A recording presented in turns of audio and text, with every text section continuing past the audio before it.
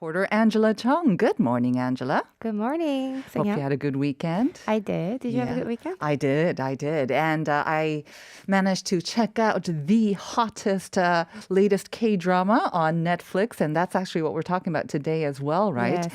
Because it wasn't so long ago that Squid Game, of course, and still you can see it all over. But another Korean drama has now topped the Netflix most viewed TV show chart, and it's called HELLBOUND. Have you watched it? Not yet, but I will definitely watch it tonight. Yes. I've been waiting for it. So you watched all No, episodes? I'm trying to save myself and save myself from a very, very long night. I mean, I did 2 out of the 6 for the first sort of season, I guess. Yeah. Okay. So according to Flex Petrol, the Netflix chart rankings, the drama Hellbound topped the Netflix most viewed drama chart, and it was all the more remarkable since the show topped the chart only a day after its release on Netflix. So to be more specific, Hellbound ranked number 1 in 24 countries, including South Korea, Belgium, Hong Kong, Indonesia, Mexico, and Morocco, and came in the second place in France and India and took the third in US and Germany. This is an unprecedented record for a Korean drama, and Squid Game is now second to Hellbound, with two Korean dramas coming in both first and second place simultaneously. Of course, much attention is being paid on whether the Korean dramas could keep this momentum going. Right. I mean, Hellbound, of course, has its own merits, but it definitely seems to be benefiting the halo effect of a Squid Game. So this is a major, major sort of important time, exciting time for K-dramas. For our listeners who have not maybe checked it out, can you tell us just a little bit without giving too much of a spoiler? Yes, the main story is about people who are sentenced to hell by otherworldly supernatural creatures and what happens between a newly emerging religious group and those trying to find the truth in this period of chaos.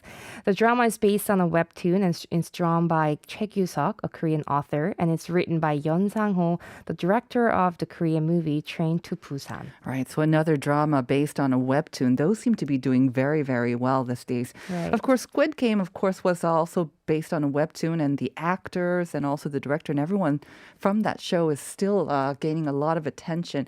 You said that it's still number 2 on the sort of most viewed chart, right? Do you have some more numbers to tell us about? Yes, so it's known the amount of time people around the world viewed Squid Game for 4 weeks after its release amounted to 188,000 years. Wow. So Squid Game played an important role in making Korean culture known worldwide, and simply put, Squid Game became the new symbol of Korean pop culture. All right, so Squid Game kind of enjoying a long run of popularity. Let's see how well Hellbound does. And if you are interested in learning more about Hellbound, Heejun and I are going to be talking about it this Friday as well, so tune in for that. Let's move on to our second item. It's been 7 years since the tragic incident of the Sewol ferry, and now we have heard that they are going to reopen the sea routes from Incheon to Jeju. Yes, the sea route connecting from Incheon to Jeju was severed after the Sewol ferry incident, and now the route is going to reopen from next month. As we're in the first phase of transitioning to living with corona, a growing number of people are visiting Jeju Island. And the sea route, when reopened, will give another boost to regional tourism in Jeju.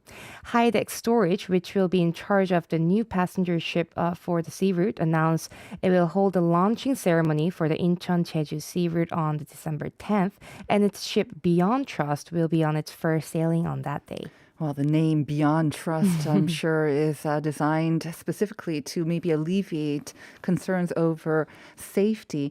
I'm sure a lot of people will unfortunately still be thinking about Sewol, so I understand there's going to be lots of measures regarding safety. Yes, of course. The ship company explained the new ship is equipped with a system needed to resolve safety issues. They put in place a real-time cargo loading control system, which was developed for the first time by ship companies in Korea. And this is to secure ship stability restorability, which serves as the basis for safe shipping. The ship is also equipped with automatic fire alarming devices, sprinklers, and marine evacuation system through which passengers can get off the ship within 30 minutes. It's known the name of the ship Beyond Trust means the company puts priority on passenger safety. All right, the Seworo sinking, an unfortunate tragedy that must never be repeated in our history. All right, thank you for that. And let's move on to our last item. The Korean President Moon Jae-in met with the public yesterday in a live TV broadcast, didn't he? Yes, President Moon Jae-in met with the public on November 21st during a live broadcasting titled 2021 Conversation with Citizens for 100 minutes from 7 p.m. This was to open a dialogue channel with the public and to seek public thoughts and opinions about how to successfully transition to normal life in the third week of the transition phase 1. So for 100 minutes, President Moon answered questions from the general public without any pre-written scripts. I think any sort of open conversations between the public and the president is a good thing, but the timing has raised a few eyebrows because only about 100 days are left until the next presidential elections. That's right. Considering the timing of a dialogue and election neutrality concerns, the Blue House decided to limit the topics of a dialogue to how to overcome the COVID-19 and the economy and livelihood of the general public. So the panels asked questions to the president regarding 3 subtopics of how we're doing in the transition Phase 1, economy and livelihood of Korean people, and the post-COVID-19 challenges. And ministers in charge of economy and health also joined online to answer some of the people's questions. Who were selected as the panelists? A surveyor on the contract with KBS, one major Korean public broadcasting network, selected 300 general public as panelists after considering their gender, age, and location. All right. Thank you very much for those updates, Angela. Have a great day and week. We'll see you again on Friday. See you on Friday.